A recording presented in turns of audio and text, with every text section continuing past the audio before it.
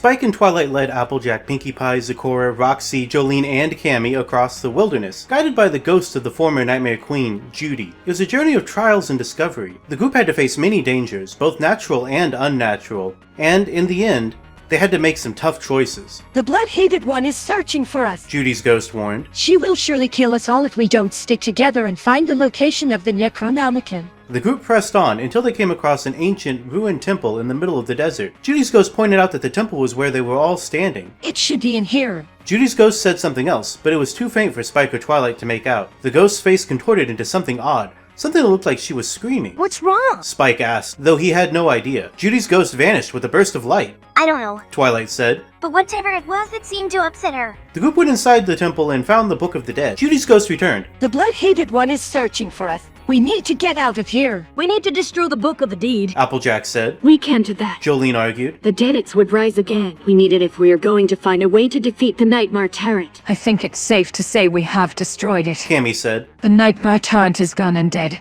Anyway, we need to leave. Judy's ghost said. The group exited the temple, and once they were back in the desert, the ghost faded from existence. I don't get it. Spike said. It's not so easy for ghosts to stay tethered to the living. Zecora said. We're lucky she can communicate with us at all. Ghosts aren't lucky at all. Judy's ghost said. We are constantly beset by nightmares. We are tortured by the things we saw, did during our lifetimes. I can barely stand to look at myself in the mirror. if that's the case, Roxy said. then why are you helping us? Because I'm not allowed to do. The ghost said. And I'm not allowed to talk to you. Well, what are we supposed to do now? Pinkie asked. Just wander endlessly until we get killed. I wish I knew. Judy's ghost said. But we are getting close to the Nightmare Realm. I can feel it. I think that's why the Blood-Hated One has been able to track us. I think you're right. Twilight said. Why is the blood-headed one able to do anything at all? Cammy asked. Was she not slain during the First Brood War?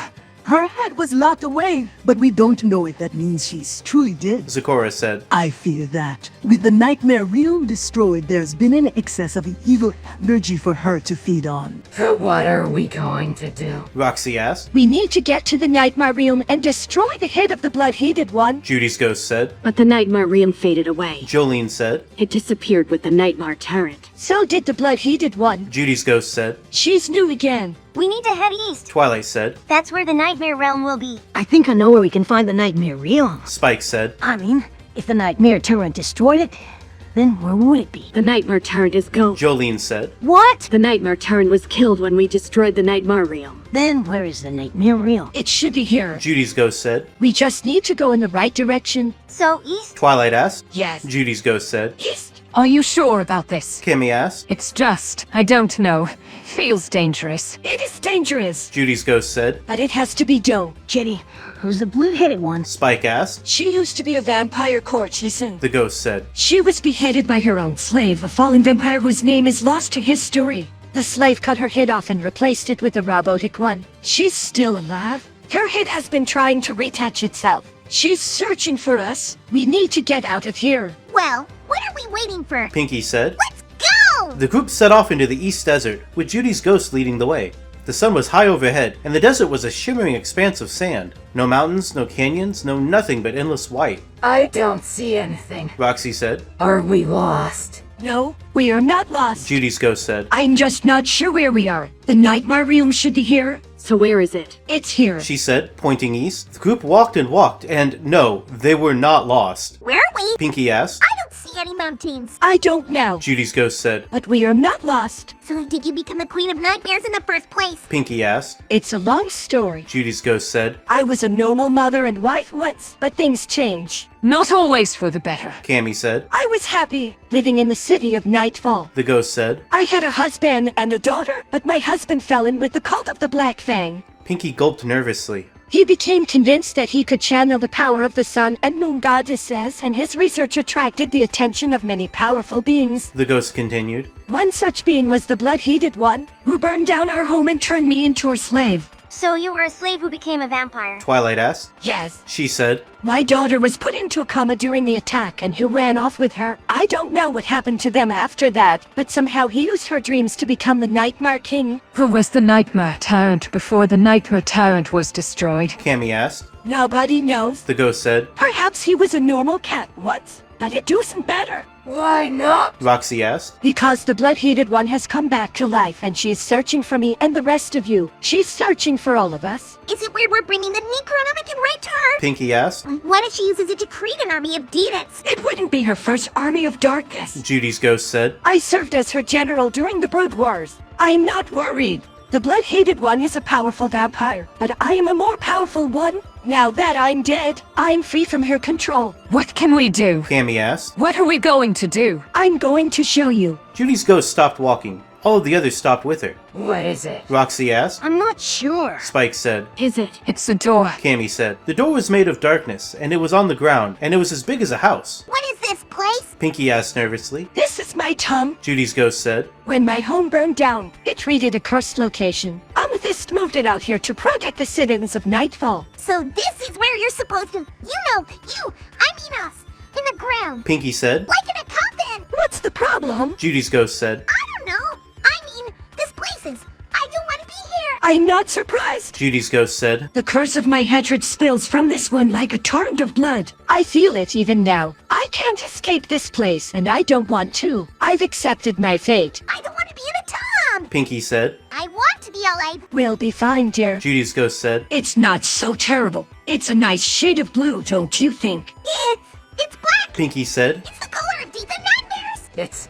It's not so bad. Roxy said. Okay. Cammy said. I think I'll be fine. You'll be fine. Pinkie said. I can't be fine. I can't be a vampire in a tomb. Judy's ghost smiled. Twilight, Decora, can you two help to protect us before we enter? Twilight and Sakura nodded. I help too. Spike offered. It won't be a party without me. Pinkie said. The ghost of Judy reached out her ghostly hand and touched the door. Be brave, my dear. She said. The house sprung up before them, burnt and blackened and twisted. We shall be fine. The others stepped through the doorway. Are you coming? Pinkie called. I can't. Cammy said. What? Pinkie asked. I don't know if I can be brave enough. Bullcrap. Pinkie said. You can do anything. I don't know.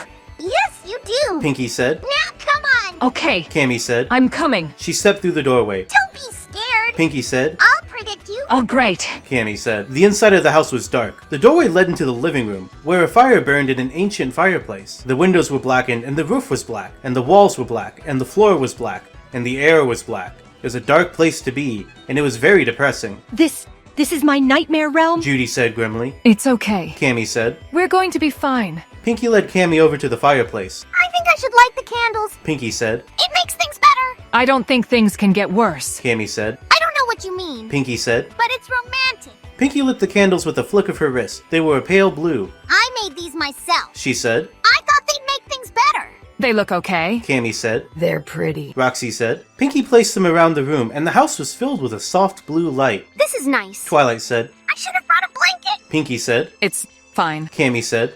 Okay. Pinkie said. We can stay here a little bit. Great. Cammy said. I want to stay here forever. Roxy shouted. You can't. Judy said. It's not safe. But we're safe here. Pinkie said. You're in the nightmare realm. Things can get dangerous here. Like what? Pinkie asked. I don't know. Judy said. But the nightmare realm is a place of nightmares. The nightmare realm is a place of terrors and demons and nightmares. What are you going to do? Twilight asked. Lay out the Necronomicon, and I'll show you. Judy said. Jolene placed the Book of the Dead on the floor, while Judy walked over to a bookshelf and pulled out a large book. The nightmare realm is my nightmare. Judy said. But I have no fear of it. Not anymore. Judy opened the book. A deep red light shone from it, and it was filled with words that were black and white and red. She laid it next to the Book of the Dead. I'm not afraid of it anymore. Judy said. Now it is my nightmare too. Judy sat down on the couch. Now close your eyes. Judy said. And prepare yourself for a journey into the darkest corners of your mind. Are you sure this is safe? Cammy asked. It is as safe as can be. Judy said. Okay. Judy sat down on the couch. Good luck. Pinkie said. We need all the luck we can get. Judy said. Judy closed her eyes. The group shut their eyes too, and they all felt a wave of cold go through them.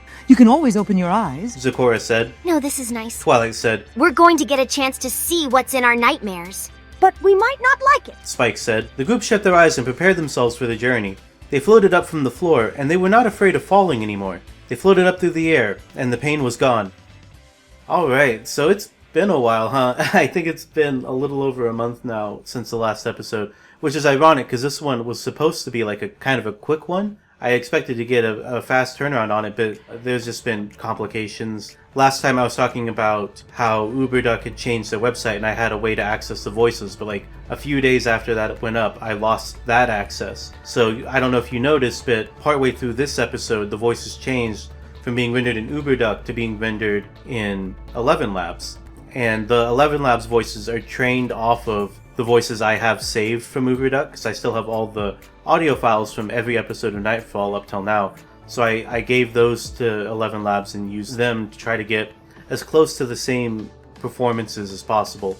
11 Labs works differently than UberDuck, and I don't know exactly how it works, but I think it's just an AI trying to sound like the voices you gave it rather than like splicing together the voices to make new words. So it's a little bit different, but hopefully it'll work for us for now, because I do want to continue Nightfall.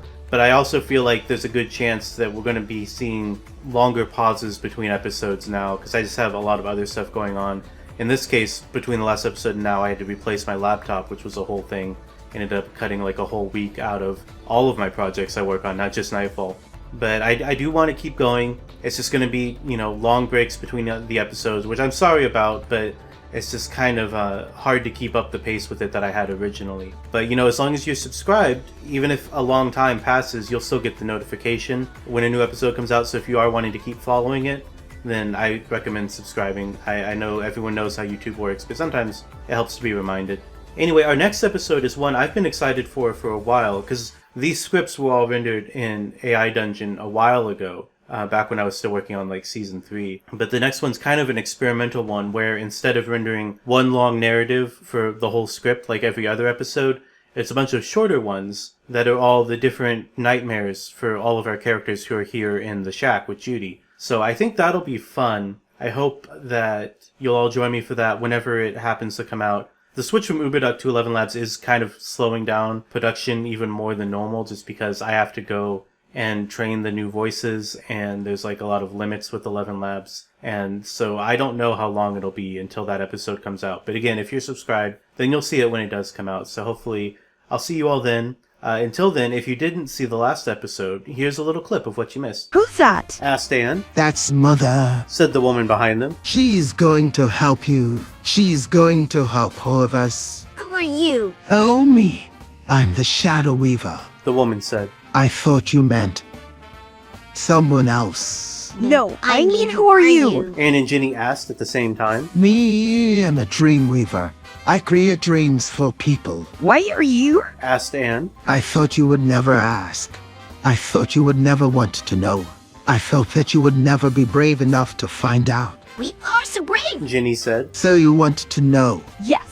Said Anne, and they held eye contact with the woman. My partners and I were dragged into this dream realm, but we got separated. She explained. I came here as an emissary of the Nightmare Tyrant Queen, Fluttershy. What does that mean? Asked Anne. It means she's the baddie in the dreams. Said Ginny. In your dreams, yes.